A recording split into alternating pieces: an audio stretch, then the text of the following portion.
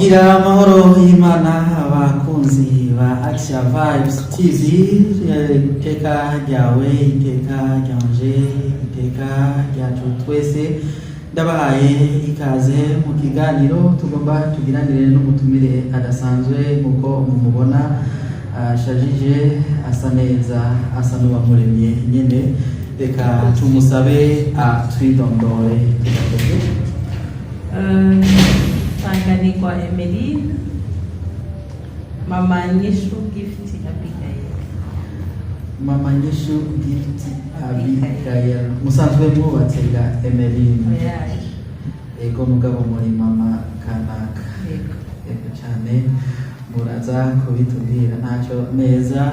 Jenny Edmond Kwizera tugiye kubana mwa kino kiganiro, hama kandi Emeline condoléances narumvise ko muheruka kugira ikibazo murabura umuvyeyi, hama kandi mwiyakire, sinzi ko atana akajambo ko kuremesha bariko barabura nabo nyene muri ino minsi, ubona yuko imvura imwe rimwe zitwara ubwenge ugasanga hari n'igihe twibagiye yuko byose bibera vyiza uwemera. Ko bariko barabura, abaheruka kubura, naho urupfu rutamenyerwa ariko rurahari, kandi ku bakristo kubemera niyo nzira yonyene kugira ngo tuzoshike kwa Data. Urumva naho tubitinya dutegerezwa kubicamo. Ego cyane murakoze. None rero Emeline mujije kutubwira ngo ni Mama Nyishu. Mama Nyishu gute? Ni Mama Nyishu kubera ko Imana yamezagije umwana. Imana yamezagije umwana, ntabyaye mu buryo abantu bamenyere. Hariho ngo ababyeyi b'amaraso, hari ababyeyi b'umutima. Jewe sindi umwe muri abo bose.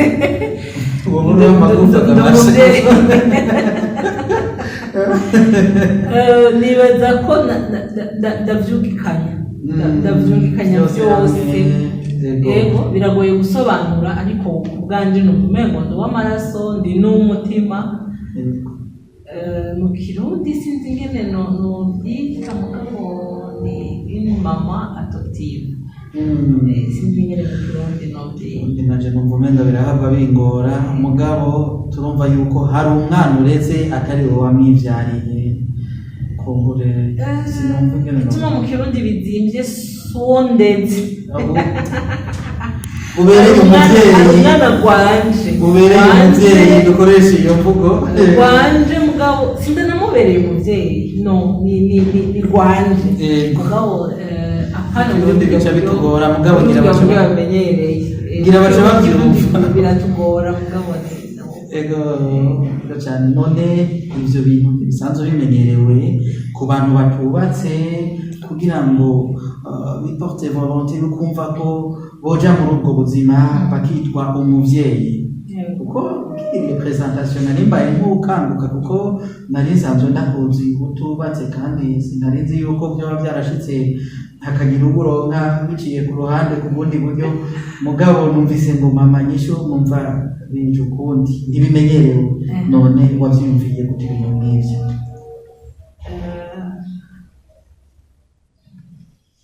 Bivanye n'ubuzima bwanje kera uko nakuze, numvise nipfuza, cari icipfuzo kiri muri jewe kuzogira umwana mfashije kubaho yumva akunzwe, kubaho yumva yidegemvya, umva guha amahirwe mbese umwana adafise amahirwe nk'abarya abandi bana bose bafise. Kiba icifuzo, iba n'inyota, ndavyifuza ariko biragorana nkuko nabivuze, si ibintu bimenyerewe.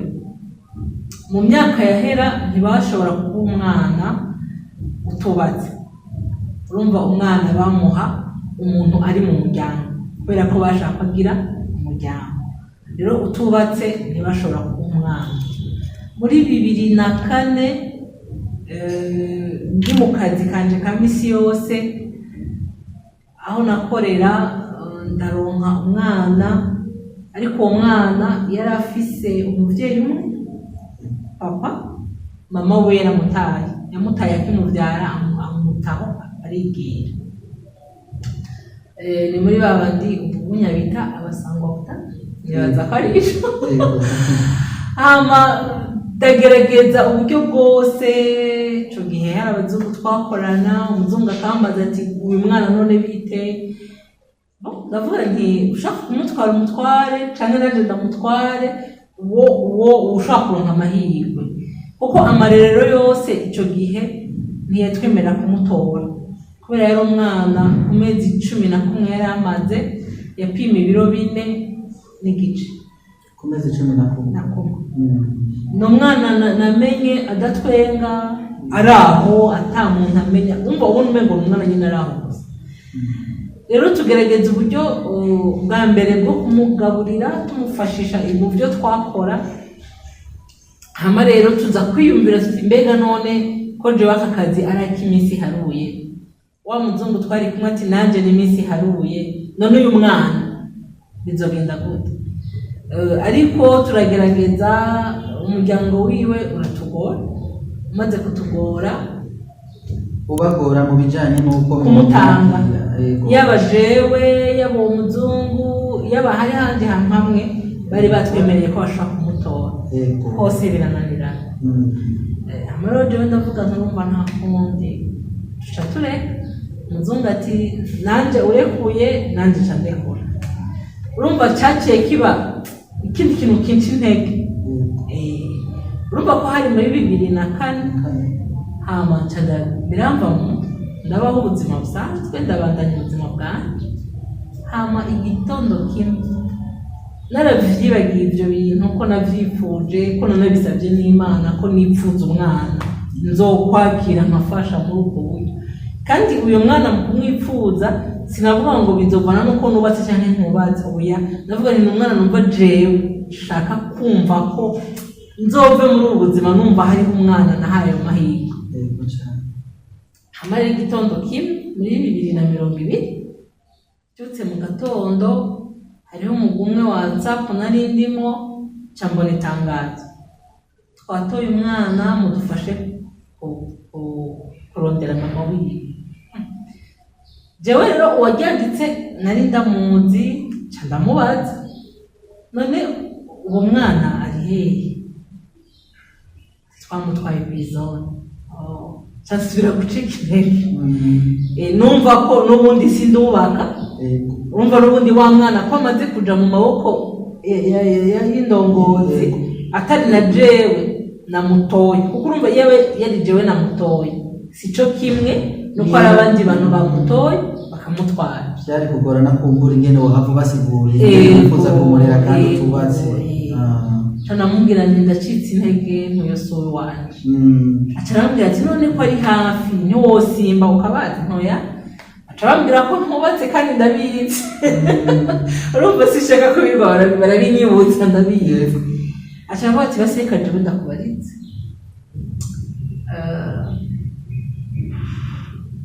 Nizera ko Imana izo bimuhembera yaramaze kuva muri ubu buzima. Uyo yagufashije, uyu muntu yanteye intege, ariko yarambarije mu minota mikeyi cyarambwira ati genda utora umwana wawe.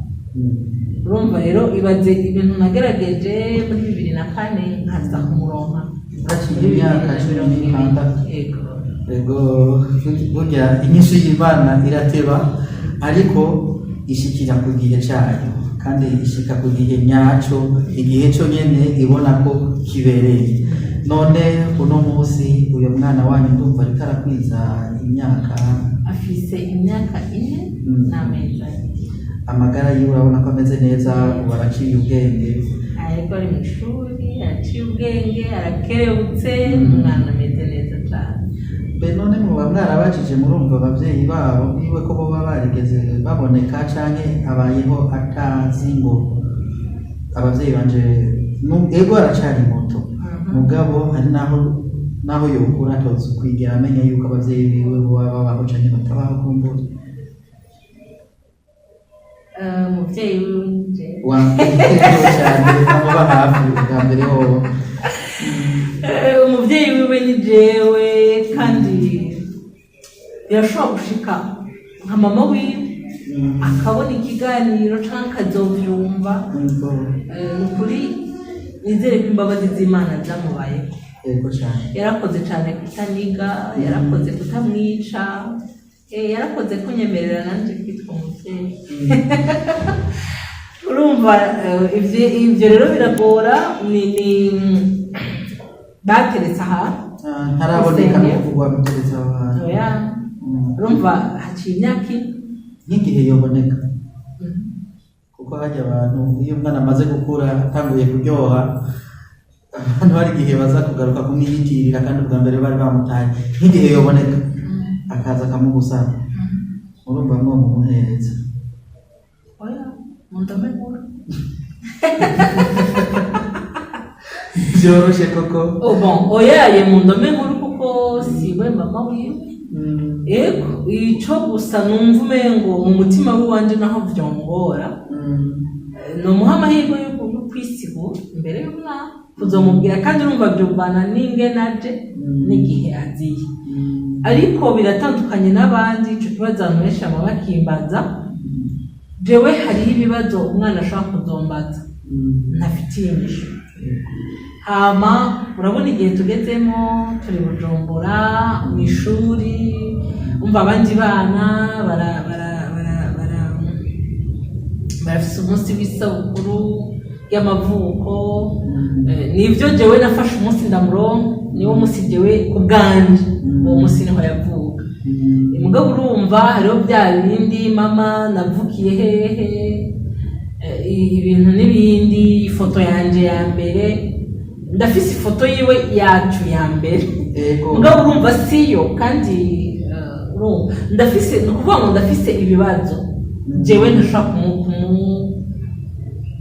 kumwishura kandi naho turakundana cyane turabagenzi nibaze ko bambere turakundana rwose ariko naho dukundana cyane naho ngerageza kuzuza nibwira ngo hari ikintu ntazo kuzuza ngo ucuzure kuko nawe vyibanze ubwiye wumva bakubwira ko wakwibarutse waguteye ibise yataye urumva ni ibintu bigoye rero uwo muntu aje yomfasha kwishura ibibazo bimwe bimwe mugabo urumva niyo baje ngo ndamubona anatsinda urumva ntaranaboneka yego cyane turumva yuko ikintu inyota yo gutunga ikibondo wayigize kuva kare rwose none nk'ubu muracari inkumi birashobora gushika ejo akagira ubu saba ko muja mu mugambi wo gushinga urugo rwanyu ubona ko byozoshika icyo kibondo akabihambamye muri ubwo buzima bushasha mwaba mugomba kujamo biramutse bishitse icyo kibondo ntimugihurize ko n'uwo yifuza ko mushinga urugo mwovyakira gute mwovyifata mu gute nibaza ko nta mahirwe yoronka umuntu ikintu conyene cotuma ahubwo nirengagiza n'ibikurikira ni uko uwo muntu yoza aje kuba papa ubwa mbere yumve ko imfura yiwe ariya ico burema kimunaniye akundi mukama biguhezagirire cyane birababaje rwose kubona hari ababyeyi bungenga ikibondo amezi 9 bakemera bakikorera ujya mu ruho amezi 9 yose ibiringo vyirekwe turavyumva bivugwa ku bakenyezi cyane tukanabibona akikorera amezi 9 ikibondo yamara kwibaruka kibaruka neza agaca akerera gaho agaca harera imyaka 4 ataje no gukurikirana ngo amenye uko bimeze uyo mutima burya sinibaza ko wari umutima nibaza ko naho bari umutima runtu n'umutima woba warahungabanye warahuye n'ihungabana canke waratewe warahuye n'igitero ca Sekibi sinzi ko mufasha mugatera kama mukagira ico muhanuye abamama babo bagira ingeso yo guta abana bivyariye mu gihe wowe wavyifuje wifuje gutunga ikibondo nawe ukiri na muto?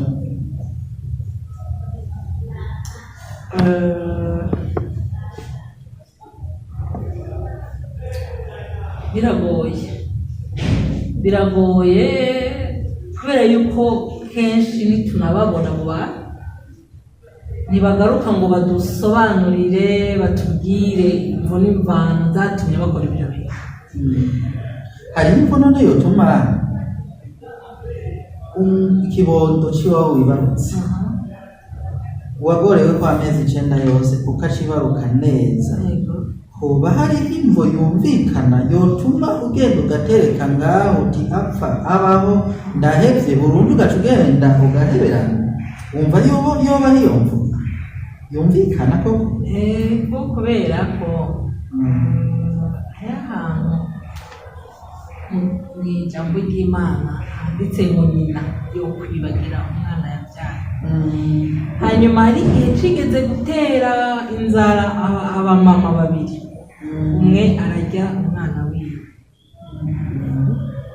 Ni ukuvuga ngo hari ibihe dushikamo, hama hari igihe cyariho bariko baragwanya abana bose bariko baravuga.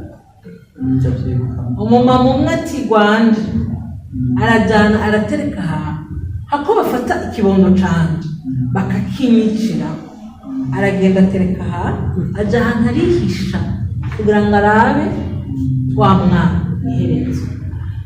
Akigenda gutereka harya ingona ari gushobora kuza burya nyene kabirindura kakantu wa mwana akabara. Urumva hari ibihe umuntu abamo atari umutima mweranda aje akagushoboza akagukomeza ukumva ko ivyo bintu jewe hako bimera gute, hako uyu mwana bimera gute ndashiza.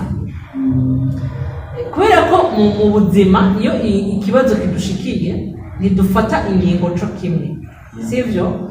Rero jewe sinje ngo ndabasobanurire cyangwa ngo ndabatahure, mugabo nariko ndishura yuko ivyo bihe vyose birashobora kuba, na cane ko wa mukobwa tubonye yatwaye iyo nda tumera nka cagiheze yavuga ati ubutarabikora namubana.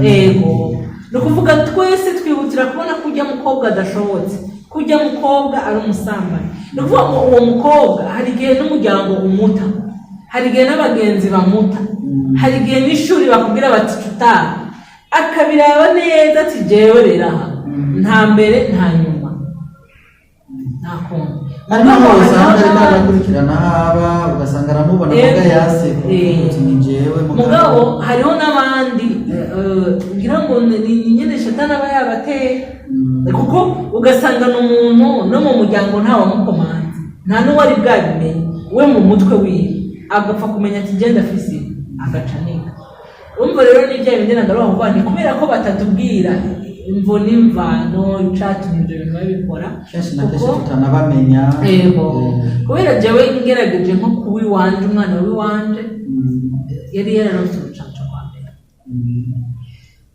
urucanco rwa mbere, ivyo bisigura ko uwo muvyeyi ivyo ari byo vyose yarashaka ko uwo mwana abaho. Kuko urumva hariho abamuvyara ntanatware n'ahantu na hamwe, mugabo jewe namusanze afise akantu kerekana yuko yacandatswe. Kuko urumva urucanco rwa mbere twese turavye turafise inkovu. Hama yari yamushize ko agapapuro kavuga ngo tuzomutware urucanco rujya mu kwezi b'inzu. Nibwira ngo uwo muvyeyi ahari araremerewe, nibaza ko sinzi ko azi aho tugeze n'umwana, mugabo nibwira ngo uwo muvyeyi ahari niko nibwira yarakoze ivyo bintu byose. Nibaza yari yibwira ati jewe hako umwana amfirako reka ndamuha amahirwe y'ubuzoba. Rero urumva hariho ababigira muri ubwo buryo, ariko kandi hariho ababigira kubera ko Sekibi yamukoresheje icaha ca mbere agaca akamwongorera akaguma mutwara donc agaca akora n'ibindi byose bikurikira. Urumva rero ko tutaba twamenye imvo n'imvano z'abo bantu biragoye kumenya, ariko Ego murakoze cyane. Cyo ngira ko ndabasaba bariko baradukurikirana kuri no mbonesha kure yacu ya Axia Vibes TV, iteka ryawe iteka ryanje, mudufashe shira kukika kuri sabone hama mwongere mu partage musangize kino kiganiro cacu kuko murumva ko turifuza nuko coshika kure hashoboka kugira ngo nk'umuvyeyi w'uwo mwana bigaragara mbere yuko uwo mwana atabaye umutabwo yaramufise ku mutima igihe cyose yoyibona aze aronke akaryo ko kubona ikibondo ciwe kigereye ingene kinezerewe n'umumama wacu caciye gihavura cumbuka mubidufashe ngo muzoba mukoze kandi mutumire n'abandi benshi kutugirira sabone kuri iyi ntuze yacu imbonesha kure yacu ya Action Vibes TV kugira ngo ivyiza vyo mukama bibandanye bibashikira. Reka ngaruke rero kwa Emeline burya igikorwa cyose turangura twamaduhura rimwe rimwe n'intambamyi nta gihe birashika kumva ko umenga hari ikintu kiguciye intege muri ico gikorwa ciza waranguye nejo kumva umenga wogarukiza ngaho canke ukumva ahubwo nawe ntibigutera intege ukumva ahubwo wobandanya gukora igikorwa ciza nk'icyo. Aho maze kuganira n'abantu, aho maze gutanga ibiganiro ndamaze kubivuga. Umwana wanje yatumye ntahura bamwe twita les mères célibataires, sinzi ngene mu Kirundi twabavuga single mom. Hariho ubuzima utarajamo udatahura neza, ariko umaze kumucokeramo batuvuga ati bwa wundi ba bantu babayeho gute. N'ubuzima butoroshe, n'ubuzima nahuyemo n'ibindi intege byinshi, ni mu buzima nahuye n'amajambo akomeretsa menshi kandi igihe cyinshi, ariko icyantumye numva no gumana intege ahubwo rero byaranankomeje. Byabaye kumva ngo iyaba nari ndabishobora mu buryo ahubwo nuzana ndagenda numviriza ahantu hose hari abantu nkawe. Kuko biraryoshe jewe nk'imuronka nari mfise ubwoba mbega umwana azontandukanya n'abandi, azonyita mama kurya abandi bamenya ati ni mama, urumva mama ni mama uko byaba biri kose. Rero ubwo nibwo bwoba bwa mbere nagize. Hama ubwo bwa kabiri nari mfise nibijya wambaje ati nta muvyeyi we yabonetse no mu buryo bw'amategeko kugira ngo umwiyandikishe ko bagusaba umwaka, kumutunga umwaka barindiriye ko ata muntu araza kugira ngo rero mu butungane ugende noneho ubisabe. Hama noneho n'uyo mwaka uheze ushingisha imanza nkazigezi z'amatongo nkazigeza bivye, urumva uraburana mu yandi majambo ni procedure ndende. Rero ivyo vyose biracana intege. Hanyuma ndumukozi ndakorera abantu, urumva ni umukozi wa leta, ariko umwana w'iwanje nta burenganzira nari mfise bw'uko avugwa kuri mitiweli kubera sindamwiyandikisha. Nari ndose umwana njyewe namuronse ndamuhana nk'indwi ibiri, ndamujanye kwa muganga ko namuronse uno munsi bukeye ndamujana kwa muganga. Umuganga w'abana acambira ati je ndamuha nk'imisi 10, ni kuvuga twari muri iyo misi nyene. N'uruyoya ruba rugikeneye kubana na mama, rurakeneye konka, rurakeneye kubona mama, ariko jewe mu kazi ka misi yose nkorera kwa muganga narakora amajoro. Kandi urumva kuja gusigura ngo wavyaye uba wadutse, wavyaye gute, wagize gute, urumva ni ingorane zari nyinshi kandi n'ubu ni nyinshi cyane. Ariko icyampa kumva no hagarara no umunezero, urumva izo ngorane nazirenganye mu kuvuga ngo uba wumva nyene sindigiye no bivuga, uba wumva uri umumama asumba abandi bamama, uba wumva wuzuye cyane. Rero ingorane nagiye ngira nizo. Hanyuma n'ingorane z'uburyo, urabona umwana iyo abantu babiri bubatse mu bisanzwe, kuko babandi bandi tuvuga ngo ni ngorane niko tuvyita, ariko bantu babiri bubatse umumama n'umupapa, inda iraje barumvise ati turite hariho umwana. Ibyo byose bamara amezi n'imiburi burindwi bariko baritegura kuronka ikibondo. mugabo urumva jewe nararyamye ijoro rimwe mu gatondo mbyukana umwana, ni ukuvuga ngo ntiwiteguye, hanyuma ndumwe, hanyuma wa mwana ryabere sindamuha, ntegerezwa kumuha amata. Ni ukuvuga ngo ingorane z'uburyo zaraje, ibyo ntitwokibesha kandi zikaza biragora, ariko ndashimira abagenzi banje, sinzoreka kubashimira, barambaye hafi pe. Naho izo ngorane zaje z'uburyo niki, ariko wazibona nk'umuntu agwaye igikopo c'amata iminsi ibiri ikaba iravuyemo. Jewe n'ukuri naramaze amezi ane, naherutse ndamugurira ibintu bya mbere, camara amezi ane ntaragura amata, ntaragura pampers, ntaragura regere. N'ukuri abantu barahabaye, ariko urumva bya ngorane ziraza, hanyuma wa mwana aragwaye, naho jewe nkorera kwa muganga ni ku bitaro, ego naramutwara bakamuraba bakamuvura, mugabo ibijanye n'imiti vyose ugacugura ijana. Ni ukuvuga ngo nawe mu mutima uratonekana. Hama hari ikindi cambabaje cane n'ubunya kiraremera, naho n'ubu namwiyandikishije ko kiraremera, kubera naho jewe umva nakwemeje kandi niko biri mu mwana wanje, mugabo amategeko n'amategeko. Ni ukuvuga rugiye rupapuro rw'amavuko ugwiwe ruratandukanye n'urw'abandi bantu, bivuga ngo umuntu wese arushikiriye arubonye aca bibona bya bintu ko atari wowe wabyaye ariko ari wowe wadopse. Ni ibintu rero biremera, bisaba ngo umukama ahorane nawe kugira ngo ume uvyakira. Uko jewe nk'ubu narinzi nti okay, wa mwaka uraheze, turatanguye kuburana, namutsindiye ageze ku mwaka n'igice. Umva natanguye kuburana afise umwaka, natanguye gushingisha urubanza afise umwaka, ko ni imanza zibiri. Rero wa mwaka n'igice ndamutsindiye, nkaca nja kumwandikisha bushasha. Ikintu ca mbere nakoze kwirukanka kumwandikisha kuri mituweli. Mugabo urumva ca gipapuro c'amavuko, urumva ubwa mbere baguha ca kindi cyanditseko ngo père Albert Yakoze, ico nari mfise. Ico ca kabiri rero bakandikako na za manza zose wagira ushaka kwa muti nuko kimeze kiriko vya bintu vyose. Urumva naho nyene namushize kuri mituweli, urumva urazi umwana atarakwiza imyaka 5 utwara ca gipapuro.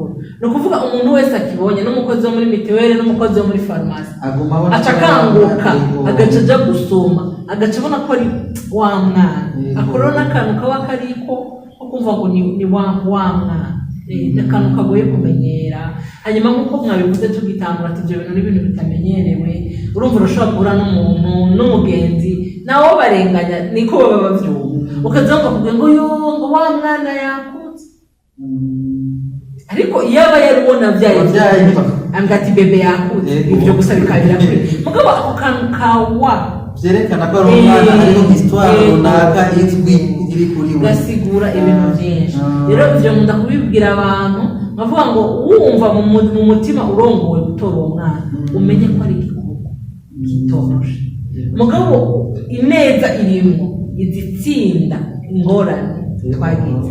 Nta murumva navuze ingorane z'abantu, ingorane z'amajambo, ingorane hariho rero ingorane nyamukuru yanje nawe yamwe n'umwana ari ingorane nyamukuru yanje nawe, ni kuvuga ubu mwana arakutse, mwana aragenda ku ishuri mu wa mbere, ntaco vyambwiye umwaka wa mbere, uyu mwaka ari no wa kabiri. Hanyuma bashobora babaza ku ishuri amazina n'amatazirano y'abavyeyi n'inimero za telefone. Hanyuma umwana ukonye ngo acarishura mwigisha wiwe, je nta papa ndaro. Ivyo yoba yabikuye hehe nikamye ko atararo ibazi, kandi ikintu atana rimwe turakiganirako ni ivyo yavyishuye afise imyaka 3 n'amezi angana. Rero mvuye ku kazi ku mugoroba, nshitse muhira, abandi bari muhira terega abi kwishuri ishuri kuno. Ico gero nari ndamuteruye, haje ubushitse muhira umwana yikanguye, ndamuteruye ari kubibera. Urumva bambwiye iyo nyishu ko yishuye ngo jewe nta papa ndaro. Ntiyanavuze ati ntawe mfise, yambwiye ati jewe nta papa ndaro. Ubwo nyene sinamenye ibigomba kumva biragora. Cyasanga nakora ya musozi. Nkora ya musozi urumva umwana ari kubibero ari karanda.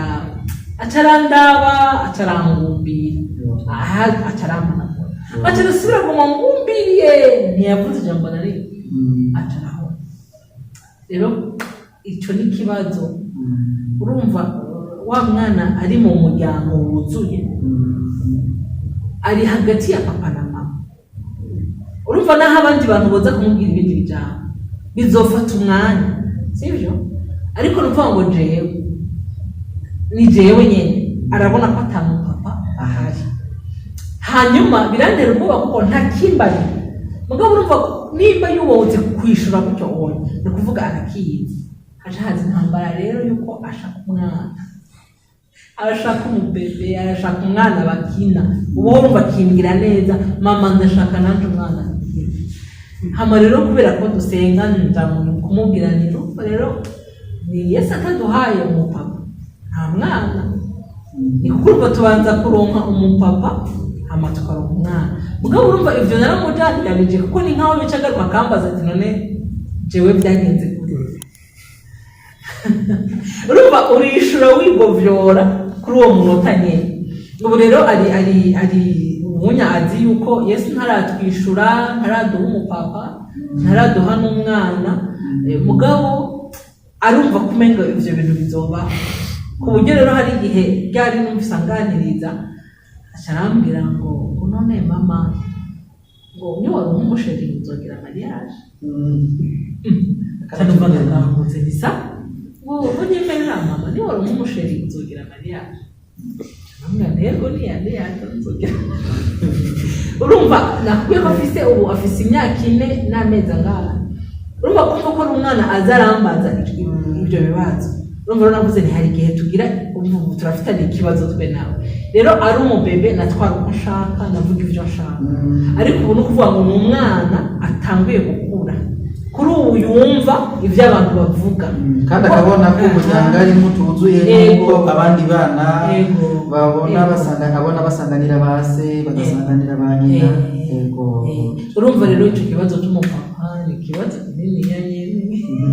Nkagerageza mugabo urumva ikibintera ubwoba kuko ubundi bwoba bunini mfise mbega ni ryari ni igihe icyaha nkwiye kubwirira umwana ukuri kuko jewe simeze nk'abandi kuko naravuze nta kuntu wowe unkunda ukampisha ukuri nkazokumva mwibarabara.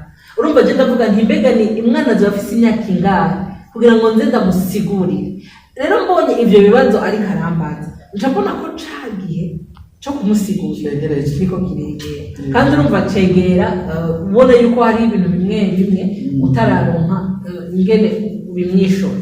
Hanyuma rero icyo cyajanye na kijya wambwiye mu condoléance umva jewe ndakunze kandi by'urupfu nakubwiye ndabitahura ariko gushika n'ubu ntaje kumva igituma sekura atahari.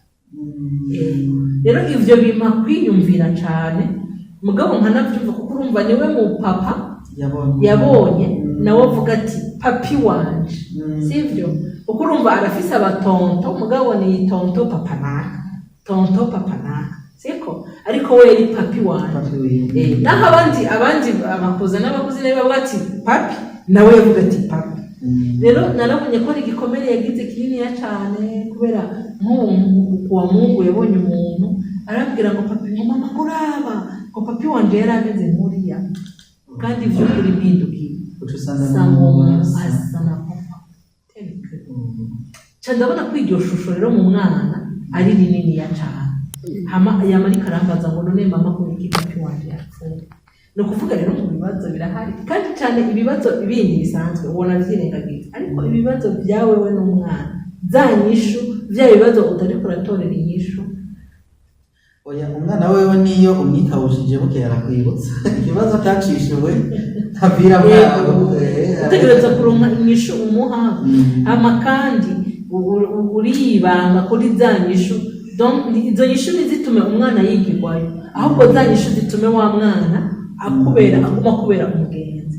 Urumva urwana urugamba ku buryo umva ukora ukusho uritanga wese ukushoboye kubera navuze ni naho no muha isi n'ijuru mukuramo kakano kuko yatawe. Urumva rero nibeza kugira uko ushoboye kose kugira ngo naho uwo munsi nzomubwira izo nkuru azovuga ati byari byose mama twabanyene yambereye umuvyeyi cyane. Dutere tugana ku musozo wa kino kiganiro muvukanyi Emeline. Ubu hari ingo nyinshi, hari imiryango myinshi usanga iri ngaha atabibondo ifise, kandi ugasanga bari bafise kumbure n'ivyotunga ivyo bibondo. Ariko kandi turazi ko no ngaha mu Burundi hariho abavyeyi, hari imfuvyi nyinshi zidafise abavyeyi, zidafise n'ico zikenuza, mbere bamwe baca bahitamo kuja mwibarabara. Sinzi ko atakamubotera abariko baradukurikirana kuri no mbonesha kure yacu ufatiye kuri ico.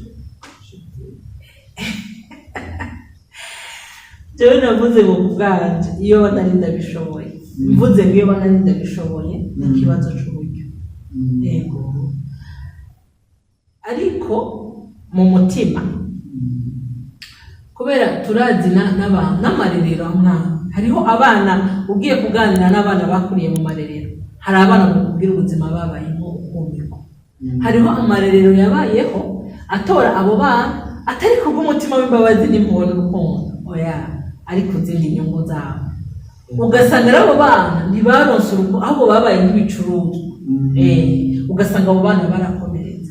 Hariho n'imiryango itotora abo bana kubera yuko mu mutima w'iyo miryango burya nasanze ari abantu bake ashobora gutunga umwana atabyara. Rero akamo ka mbere ni ukuri ndabisabye nshimitse n'umutima wanje wose, ukumva uwo mutima ntawufise urapfuma umureka.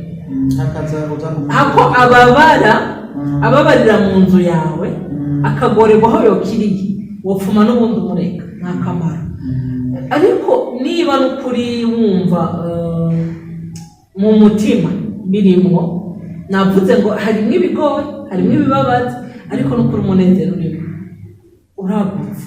Ushobora kwibaza ingene ngewe bahamagaye mama, ucume ngo nyene kiravuga mu mutwe ukumva ni ikintu kindi. Mu gatondo arangumbira agacambira ngo mama ndagukunda. Biruzuza hamwe wumva sinzi ingene nokubwira. Hama nawe ukavuga ati uyu mwana jewe nk'ubu hari igihe ndamuraba nkaca kuri baba mama ariko baradandaza babiruka ko mwibarabara, nkaca kuri baba mama bararaza abana mu miferege hanze, namaca mvuga nyuma uko biri kose umwana wanje suko ameze kandi yarahatswe kuba nk'abo, nkaca sura kumva nezerewe. No kuvuga ngo rero muntu uri kuranyumva uzonyumva ukumva mu mutima birimwo uragukiwe, ukumva ukabona ko mu buryo ushobora kubishobora, no kuri indya ziriye batatu zirajya abantu.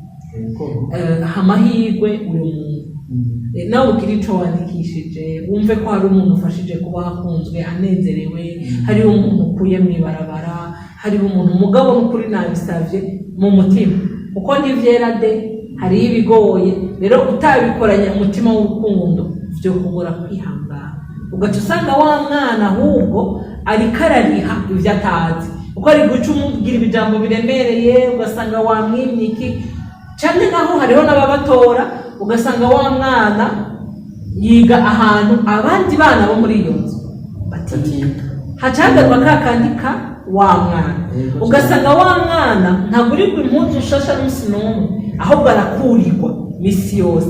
Muri we haca haza wa mwana. Nukuri neganda babwire ngo aba bana ni abana bari special, sinigeno kivuga mu kirundi badasanzwe. Ni abana badasanzwe, ni abana bakomeretse, ni abana muri bo harimo akantu akoba ko gutabwa. Rero hako umutora usubira kumukomeretsa, nukuri wo mureka mugabo wumva wagukiwe no kunezereza Imana, gukorera Imana muri ubwo buryo. Nukuri je nasanze Imana irafasha. Ishuri turagenda hama tugafungura, nitumenye ingene vyagiye, ibyo byose si umushahara wanje wonyene, harimo ikiganza c'Imana.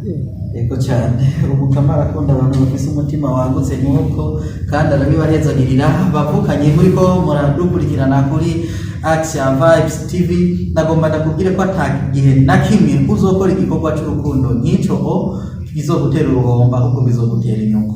bizogutera inyungu kuko niwabikora n'umutima ubikunze uzosanga ubayeho kuko abandi batabayeho. Sindiko ndavuga mu by'itunga mu byo kurundarunda byinshi cyangwa mu byo gutunga ibitandukanye kwandika izina y'ukuri mu bihangange bitonze ku isi, ariko mu by'ukuri uzobona ko ku bwawe hari icyo ufise abandi badafise, hari icyo utunze abandi bakenye. Emery, dusozere kino kiganiro akamotera abariko baradukurikirana, reka kumbure mbere n'abari mu nzego zitwara igihugu cyacu cy'u Burundi kuko ivyo bibondo ni cy'u Burundi. Rero banyihanganiye ndashaka kubwira abantu bari hafi n'abari kure. Kuri ubu abari kure barabimenyereye, ariko ngaha iwacu shaka guhamagarira abo bantu bagerageze twumve ko babana ari abana nk'abana bose twabyara. Tureke guha ishusho, tureke guha izina babana, kubera nuko tutovuga byose tubisanzuye ngaha. Hari igihe bakumvisha ko wa mwana ntiyarakwiye kukuzimba mu ishuri, wa mwana ntiyarakwiye kukuziba umugurira ibi, wa mwana ni ukuri abo bana ni abana nk'abandi bana bose, gusa ntibagiriwe amahirwe yo kuvuka bakunzwe canke bipfujwe canke yego, ariko ni abana bose. Kandi nagira ndababwire ngo mu mutima w'umukama ni ukuri bajya abana yarabiyumviriye neza, naho kuri se na nyina ari isanganya, mu maso y'Imana ntabwo ari isanganya. Rero tugerageze si babana, ni abana nk'abandi. Hama nyene tuvyumve, turetse n'abo bana bameze gutyo, nakubwiye ntinaratahuye ubuzima bw'umumama wenyine. Bajya abamama tubona bareze abana n'abapapa, rero abapapa usanga yaratanywe abana. Tureke kubacira imanza, tureke kubakomeretsa, ntibikenewe, basanzwe bifitiye ibibakomeretsa. Rero twobatera intege, ubonye atakintu ufise umumarire irenganire n'ukuri, ureke kwirigura mukomeretsa, kuko niyo wakomeretse ujya mu mama cyangwa wakomeretse ujya mu papa, umutima ukomeretse acaja gukomeretsa wa mwana, kuko ya mahoro yiwe wayahungabanije, wa munezero wa uko umuntu atanga icyo afise kiri muri we muri uwo mwana. Yego nukuri tuvyirinde, kubera hanyuma abantu dufise abana nk'abo ndabasuhuje ndabivuze kubera yuko ndafise n'umugenzi wanje cyane aramufise umwana nk'uwo, ariko ndazi ko afise ubwoba atovuga nk'ibi ndiko ndavuga bivanye n'ibintu tugenda turahura navyo. Rero mukomere, turi abantu twahezegiwe n'Imana, muhaguruke, mwishime ko Imana yabagiriye icyizere. Ntusubire kugira ubwoba, ntusubire kugira isoni. Niba ufise umwana naho wowe waramuvyaye muri bwa buryo twebwe ducira urubanza, ni ukuri uri umuvyeyi. Icambere Imana yaguteye iteka ryo kuba umuvyeyi, umva ko uri umuvyeyi, ugendere ibanga ry'umuvyeyi. Ku ndongozi, amategeko ni ibintu birebire mu mategeko ni ibintu birebire, ariko narigeze kuvuga sa nk'umuntu abisaba.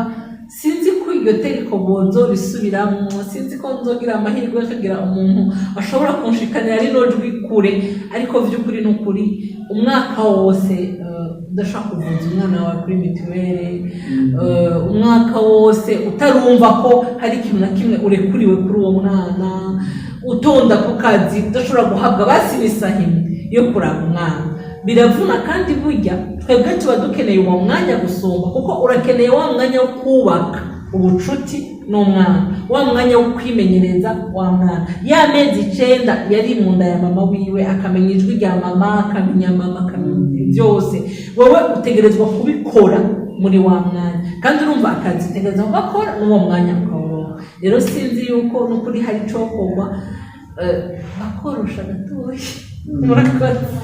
Murakoze cyane ku kiyago cyiza mutugiriye. Mbega Emery, mwari musanzwe muhora mukurikirana ibiganiro bya Action Vibes TV? Naho rimwe na rimwe ntabigeza byose.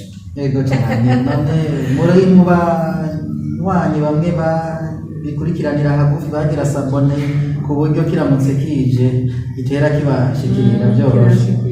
None akamomotera bariko baradukurikirana kugira ngo bashishikare kugabana nabo ibyiza bica kuri nombo ndetse kure yacu n'akahe. nibwira yuko ibiganiro bicako ni byiza kandi byubaka imitima. Biratandukanye cyane n'ayandi mambonesha kure turaba kubera kenshi nyene, ariko ni ibiganiro bisaba ko ubiha umwanya ukavyumviriza kugira ngo wumve ikirimo, kuko ya ndirimbo babandi bose baririmba indirimbo ije urumva iradumva ubwo nyene ugacumva ko umuzika ari sawa, ariko ibiganiro bica ngaha ni ibiganiro bisaba ko uvyumviriza utekanye kandi wahaye ikibanza cy'umweranda kugira ngo wumve ikiriko kiravamo. Rero notera akamo abamaze kuvyumviriza, abamaze kumva akamaro n'intumbero, burya hari igihe umuntu yumviriza akavuga ati burya nshaka amakuru mu Kirundi aryoshe ndayumviriza. Rero nibwira ngo abamaze gukurikirana bino biganiro bakabishima bakumva ko bifise akamaro, badufashe kubisangiza kugira ngo bishike hose. Murakoze cyane, ndabakengurukire ku kanya mwaduhaye, mwahevye twinshi mwari kuba murimwo, ikibondo cyanyu mwari kuba muriko muragikurikirana mukinezereza nk'uko musanzwe mubikora, ariko murashimiye kubihera kano kanya, ndabibashimiye rwose. Nkengurukire namwebwe mufashe akaryo ko gukurikirana kino kiyago cacu, mushishikare kubandanya mugira sabone kuri ino chaîne yacu, kuri ino mbonesha kure yacu kugira ngo tubandanye tubashikiriza